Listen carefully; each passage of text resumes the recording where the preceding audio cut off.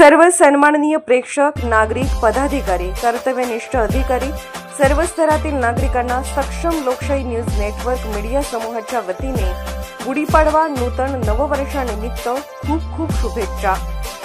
वसंताची पहाट घेऊन आली नवचैतन्याचा गोडवा, समृद्धीची गुढी उभारू आला चैत्र पाडवा। सोनेरी पहाट उंच गुढीचा थाट, आनंदाची उधळण आणि सुखांची बरसात।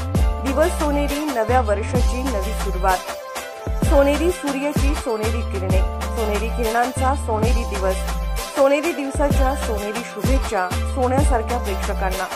पुनश्च एकदा गुढीपाडव्याच्या हार्दिक हार्दिक शुभेच्छा।